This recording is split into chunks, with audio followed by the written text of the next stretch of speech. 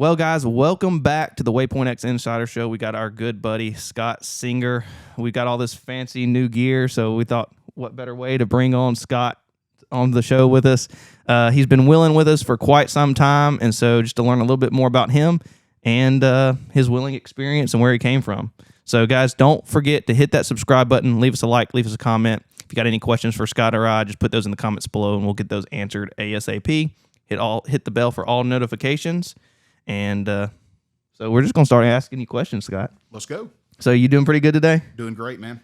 Well, I'm still burning up from cutting grass. So got me a new mower at the recording of the show and got a zero turn. And, man, I was out there just wearing it out. So looks good. Yeah, it looks good out there. So hopefully it was a good purchase. Yep.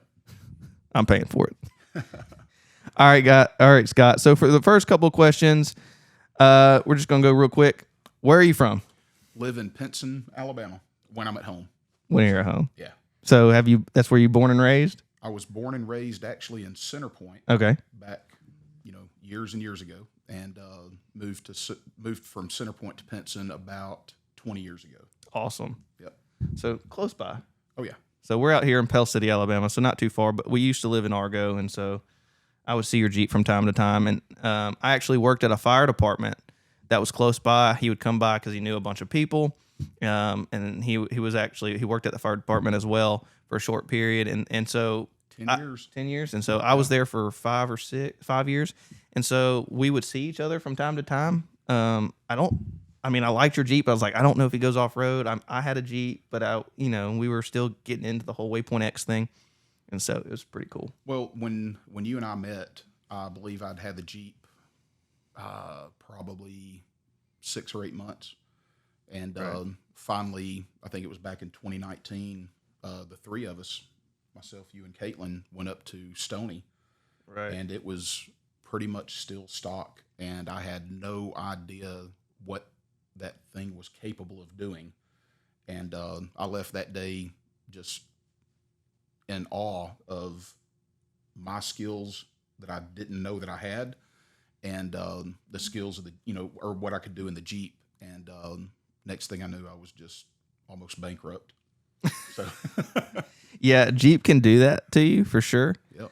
But before we get into too much more Jeeping things, do you have any other hobbies or anything you like besides Jeeping? I do. Avid duck hunter. Been a duck hunter for 25 years. Yeah, you go out west a little bit. I do. The furthest I've been was Minot, North Dakota. But the majority of the hunting that I do is either here in Alabama or Mississippi or Arkansas. Nice. Yep. Any other hobbies or just duck hunting? That's pretty much it that I've got time for. Yeah, and money. Right. Yeah. I can understand exactly. it. I can understand it. Okay, so what made you go towards a Jeep? Like, so you decided, hey, I want a Jeep. What made you decide that? So I was driving home on 459 local interstate here in Birmingham and saw just a built JKU pass me on the interstate. And I had a brand new, it was only 6 months old, Toyota Tacoma TRD Pro. Next thing I know, it was almost like autopilot. I pull off the interstate on Grants Mill, turn into Benchmark Jeep. And the next day, I'm driving my Jeep. So they made me a deal I couldn't pass up. Absolutely. Yeah. So you saw one. There was no like family influence or like anybody that you knew had one. It was just solely you.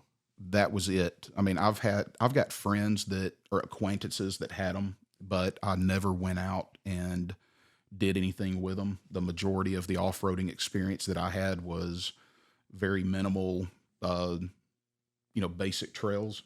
Right. I've always had 4-wheel drives as vehicles, but I had no clue. The thing that really turned me on to them was, I guess it was like 1979. I was 6 years old, and Dukes of Hazzard came out. There you go. And Daisy Duke comes rolling up in her CJ7, and that was the moment that I was like, wow, I like Jeeps. And perfect. There it was. Yeah, I always wanted a Jeep. I had a bunch of, not so much family my dad and my aunt had a Jeep as a kid, like old military Jeep. They rode around in the pasture, but I never saw it. But I guess I don't know. Something about a Jeep you just have that craving. So I don't know. It's crazy. So what got you thinking into off-road? So, you bought a Jeep, but it was like, I'm going to go spend all this hard-earned money on a brand new Jeep, and then I'm going to go off-road with it. It was actually meeting a fella named Judd Moore. I had done a couple of the basic trails like 600-1, what's it, the Alabama Rubicon. Don't. Oh, you're wearing me out. So yeah, for all of y'all people, 600-1, there was a group, I won't mention the name, that came up with that they're going to name this trail 600-1. I mean, sorry, the Rubicon, Alabama Rubicon, but it is 600-1. It's in the Talladega National Forest. Guys, I'm not trying to offend anybody. I'm really not. But a Prius could make it down it. I have actually been passed by a Toyota Camry on that trail. So, guys, granted, it has some amazing views. Yes. And it's a great trail, but it is not. It's off-roading, but I don't know. There's nothing technical about it. No. Okay, there are some dirt roads in Alabama that are worse. Oh, yeah. I mean, shoot, my road out here in front of my house can be worse at some points before they fixed it a little bit today. Yeah. So, yeah, that's. But it gets your feet wet. Yes, and that does not show you the full capability of your vehicle. Absolutely not. There's no chance. And so I had done stuff like that, group rides that I was involved in.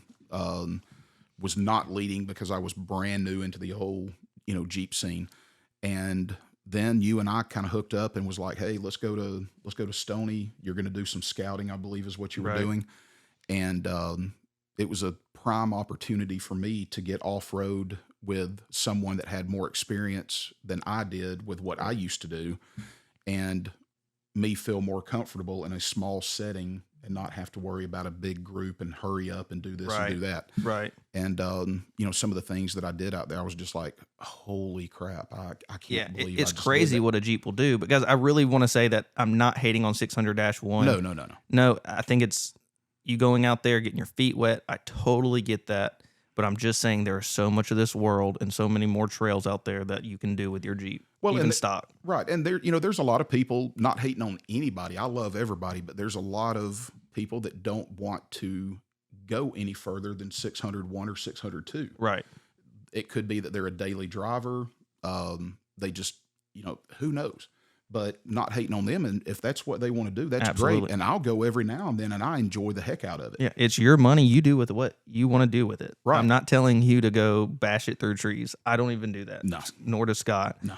I feel like Scott and I have a pretty equal level of, hey, this is stupid and this is too easy. Except for Moab. Yeah, that was.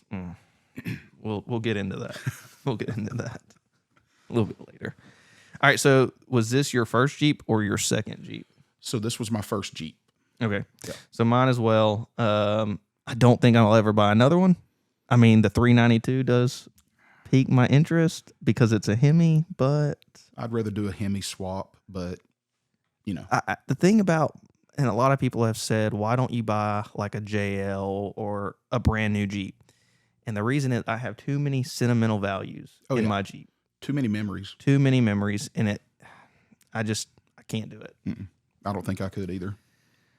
So, so you decided to go off-road for your first time. So, and we went to 600-1, I think. Mm-hmm. And then it was a downhill trend from there. Yep.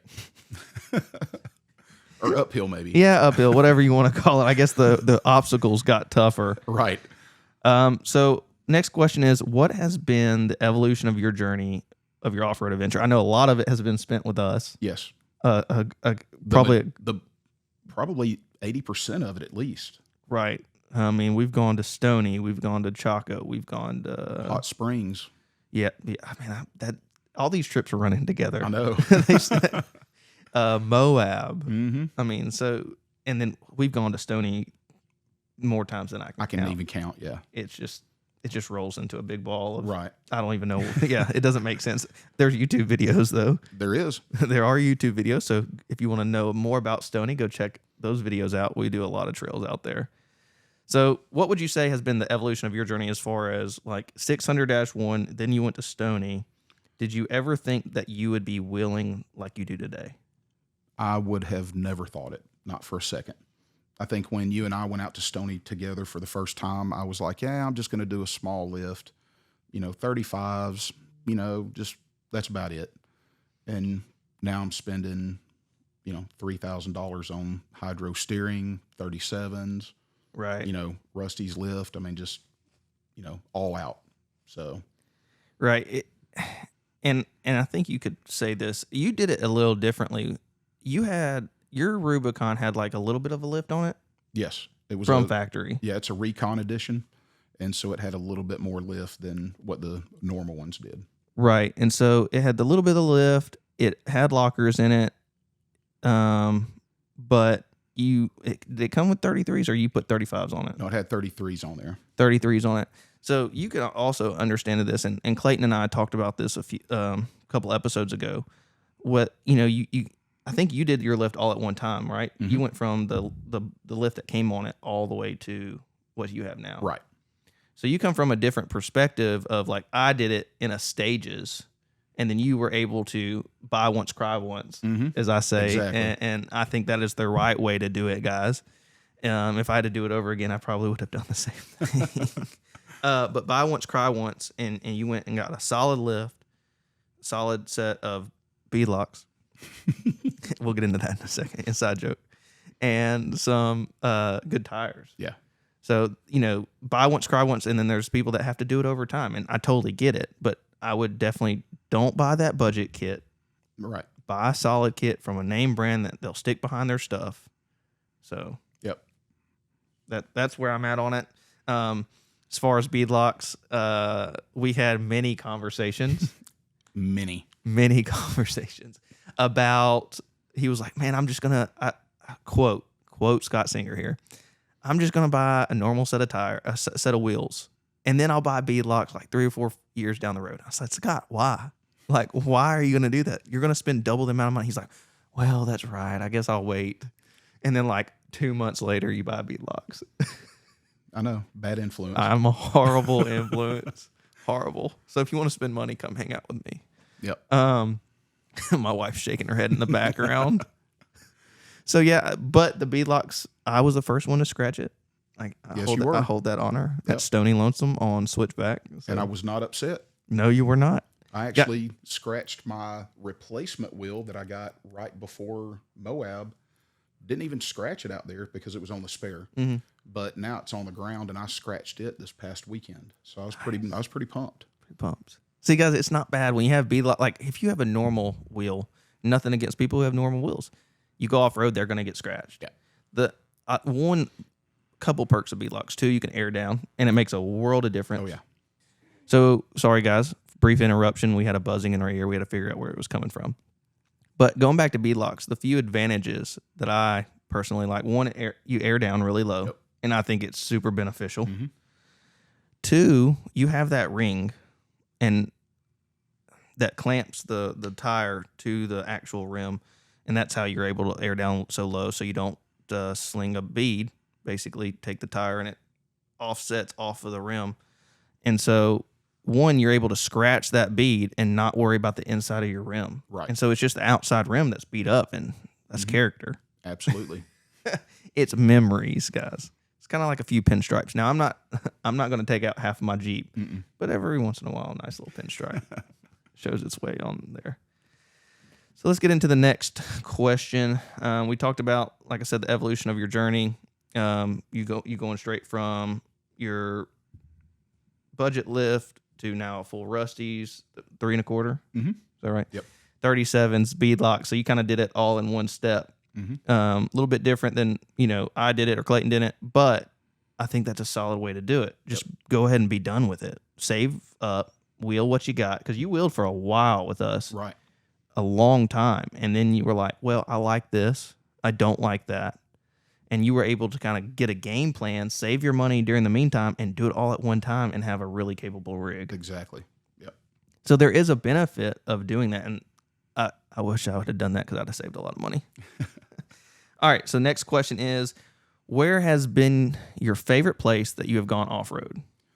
So far, Cliffhanger and Moab. I mean, there is nothing else that I have been to yet that even compares. I mean, it's amazing. You come around, you're on that, I guess, kind of a shelf road. Right. And you come around and you just see this view, and you see this little bitty, what looks like a walking trail down below, but that's actually a full-size vehicle trail. And you're like, holy crap. And there's no guardrail, and the cliff that you drop down. I mean, it was just, I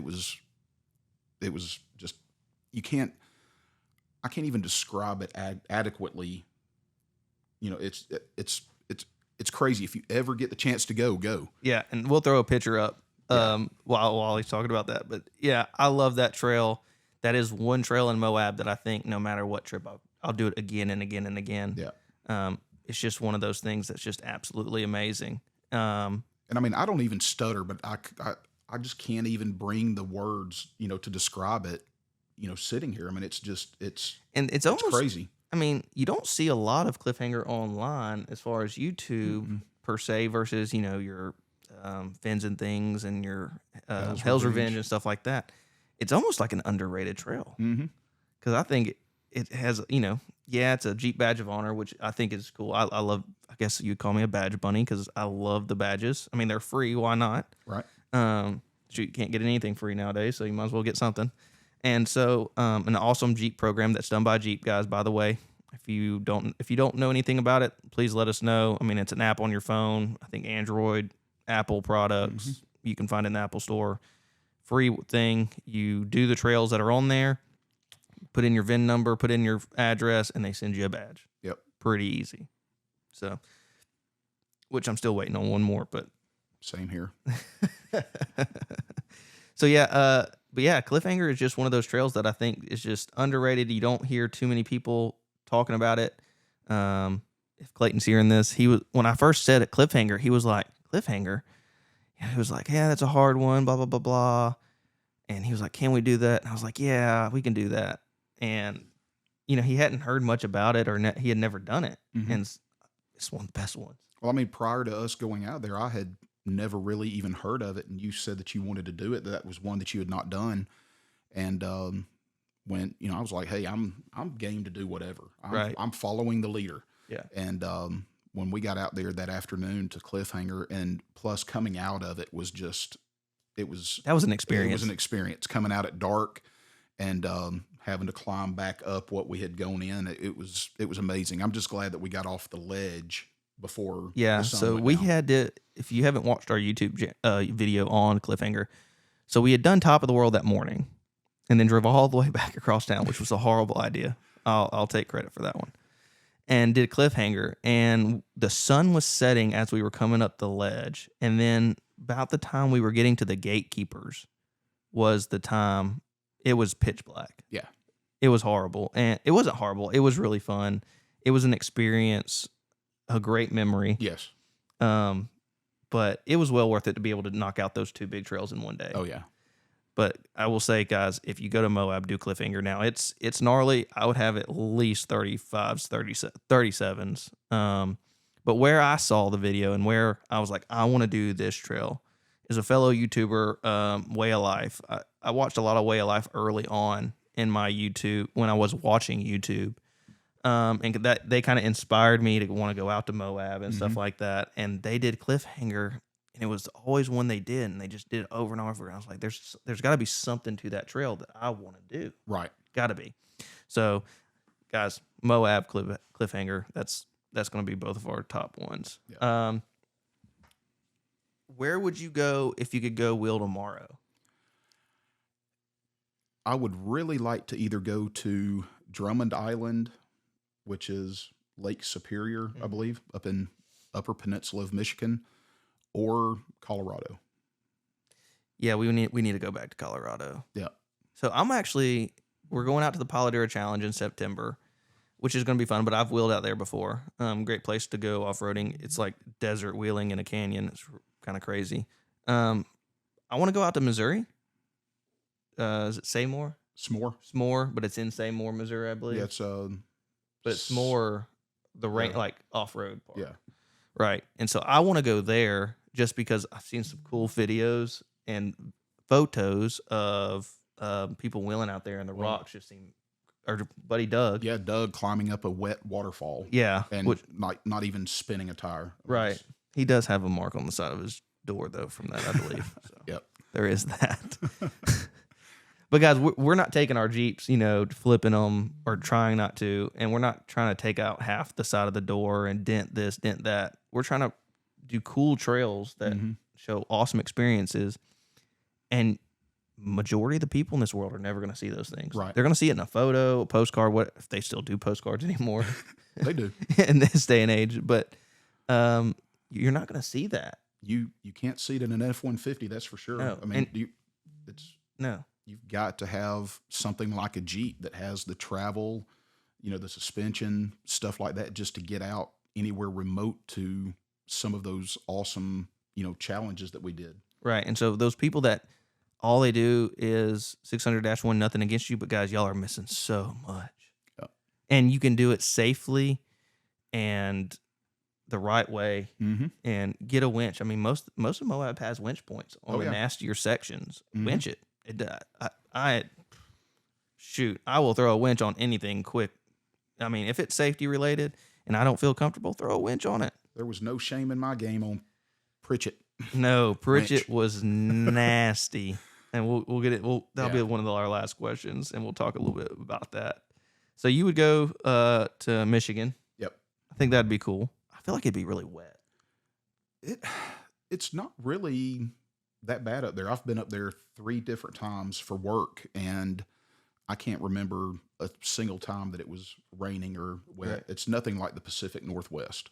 So Scott's job lets him travel a lot. He travels a lot. So he's able to scout out all these places he wants to go wheel. Yep. And he's like, I've been there. Well, I think this would be a great place to wheel. And wouldn't. I mean, you have to ferry over to the island. Now that would be cool. And it's a badge trail too, so pretty cool. We might have to make a trip. Yep. One day. Yep. If the fuel prices get a little lower. Right. Good night. Or we win the lottery or something. Yeah, that would be it. All right, so Scott, this might be a little bit more difficult question for you, just because you did do it all at one time.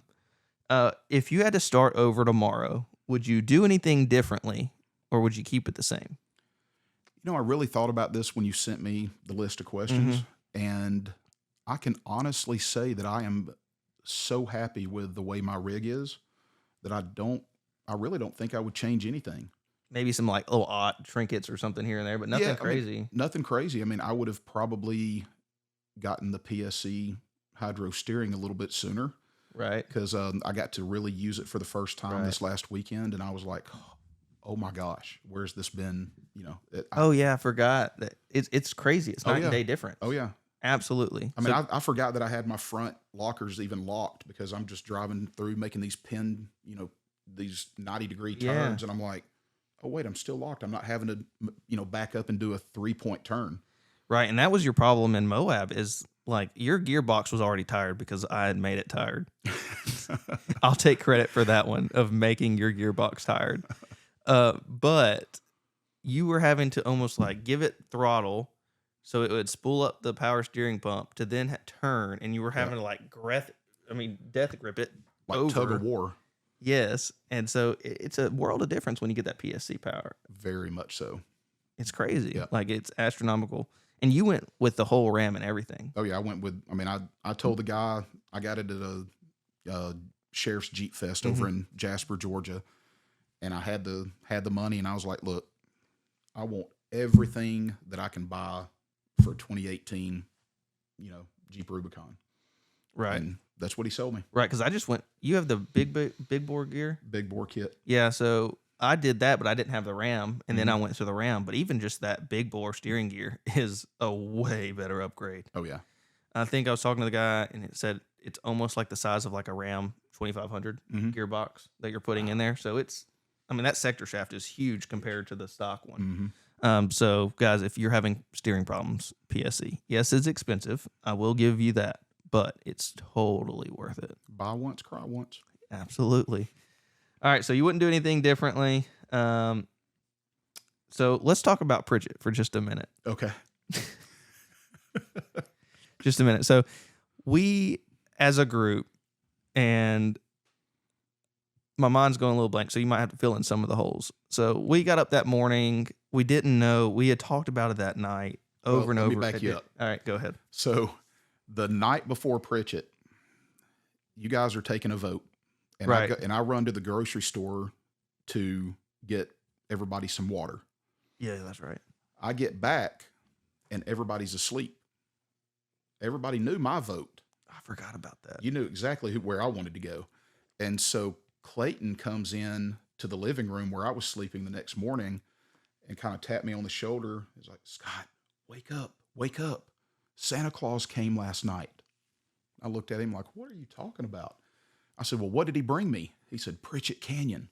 And I was ready to go in like 5 minutes. I was so excited. How did we not hear this story? I think you guys were still in the bedroom, Yeah. like getting ready. Yeah. So it was hilarious. I mean, I just jumped up. I don't remember even crawling up off of the couch, the pull out. Right. Bed. It was like I just teleported straight to my feet, and I was like, "We're going to Pritchett Canyon," just going nuts. And then, of course, after the first obstacle on Pritchett Canyon, I was rethinking my decision. I was like, wow, I think everybody's probably going to hate me after we get done here.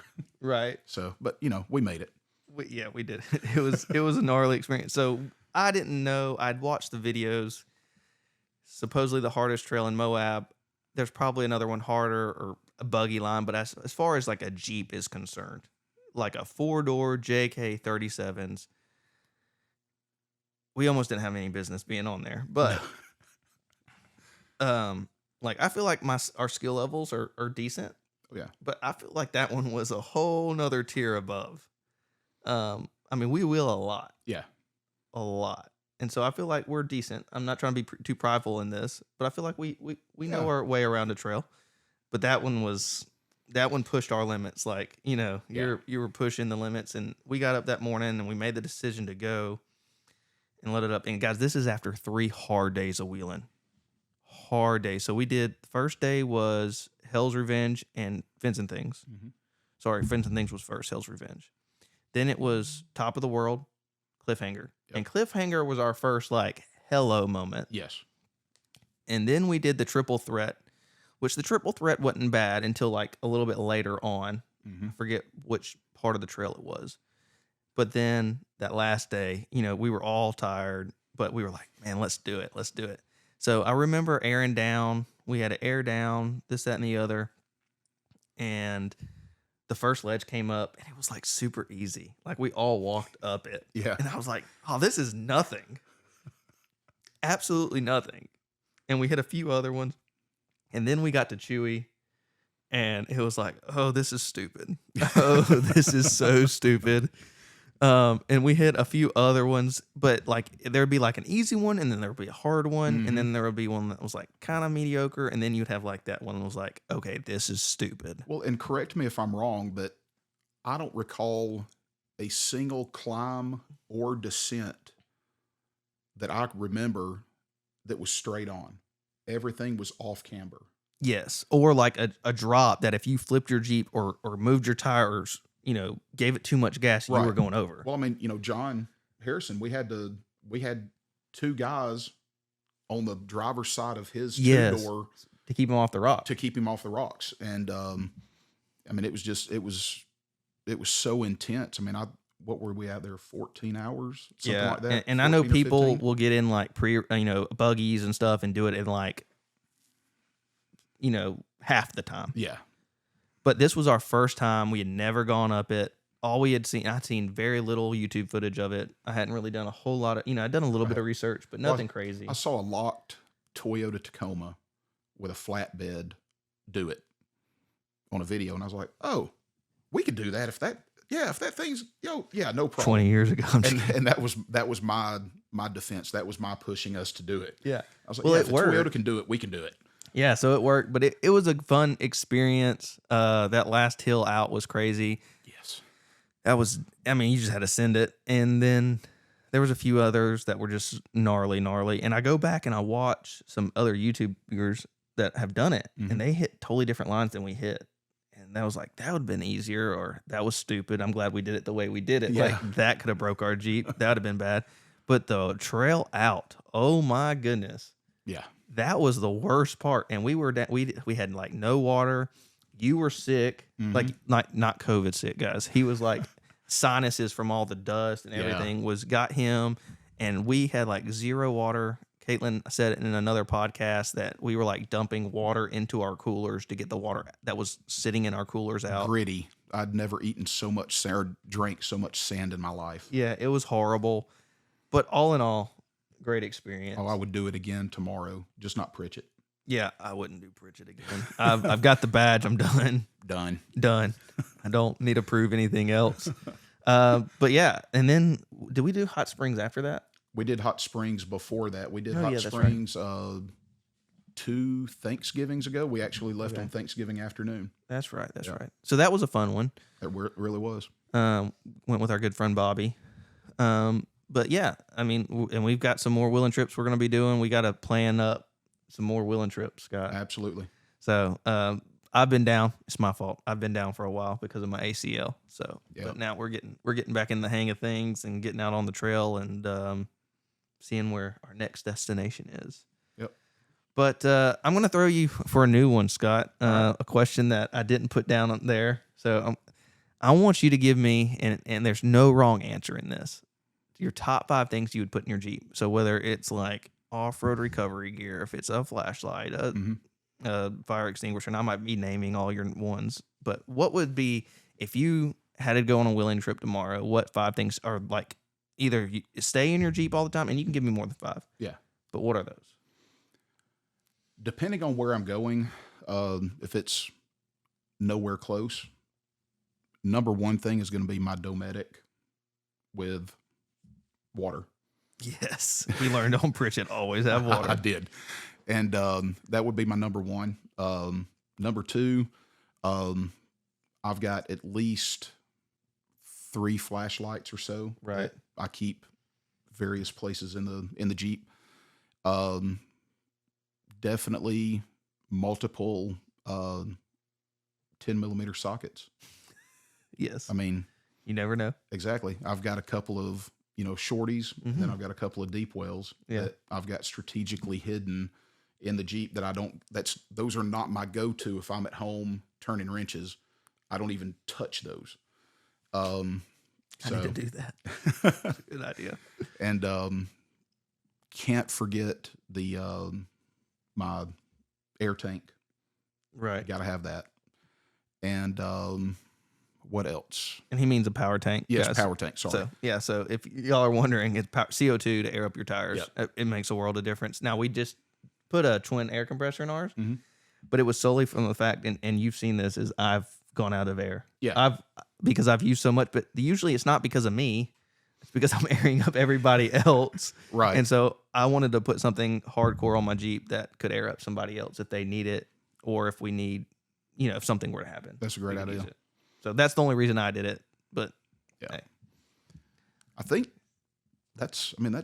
you always have your recovery gear in there. That's a go-to, and a few other little miscellaneous things. I've started carrying an old backpack that's got a change of clothes in it. That's a good idea. First aid kit. Yeah. Just basic stuff like that that's already in there, but that's about it, I guess. But that water and that food, though. Number 1. Yeah, gotta have that Dometic cooler. Which, guys, if y'all don't know what a Dometic cooler is, it's basically like it's not a refrigerator, but it is. It's basically like a cooler refrigerator that is able to keep your food cold, your water's cold with no ice, and it's a game changer. Yes, Absolutely. They're expensive, but it's a game changer. Thanks, Blake. Love you. And so we were able to find ours like on Facebook Marketplace for like a steal of a deal, and I was like, yes. But they do their job, and they're really good. Yep. Especially the newer ones. Like Scott has a newer one, and I believe, doesn't yours, like if you plug it in, it knows how much battery's left on the battery? Mm-hmm. So it won't kill your battery all the way, so you can still start your Jeep. Yep. which is a game changer because we took ours and ours is not, because ours is a little bit older, and our Jeep died a lot on the Rubicon Trail because we'd had to jump start it. Now, not like dying while it sat there, but like overnight it died. Yeah. So They even have a newer one than what I have. that's like Bluetooth. Yeah, it's Crazy. It'll have like, you could be driving, say, I need a water, and it's got like a arm that. Just kidding. I mean, it should. I mean, it's got like every bell and whistle. It's crazy. So. All right, Scott. Last question. Where is your next destination? Honestly, I have no idea, but I hope it's somewhere with Waypoint X. There we go. I I mean, like it. I really have no idea. I've been working so much, and I've got so many projects that I'm working on right now with work that I don't know when it's going to be. It's going to have to be, some weekend like the ones that you talked about on the live feed the other night. Oh yeah, absolutely. I'll definitely be at those. But as far as a big trip, I've got ideas of where I want to go, but I can't say. Yeah, no plans. Yeah. I totally get that. But guys, yeah, we are doing the birthday bash. So the Waypoint X, my birthday bash. So my birthday is October 22nd. We're having a big party out at Stony Lonesome for everybody. And so there's 3 opportunities for you to possibly go out with Waypoint X. It's going to be a fun time. And we're bringing chocolate chip cookies. Yep. And so Caitlin's mother, I think, was going to get those, right? Yeah, that's what I heard. That's what I heard on the comments section.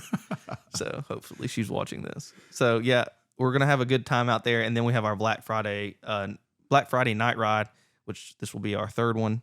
And excited about. You've been to those, Yep. so that's always a fun time. Blast. So Yep. And it's just gonna get better and better. So we're gonna do some different trails this year. We're actually going to scout out those here in the next few weeks. But guys, we really appreciate you, Scott, for coming on.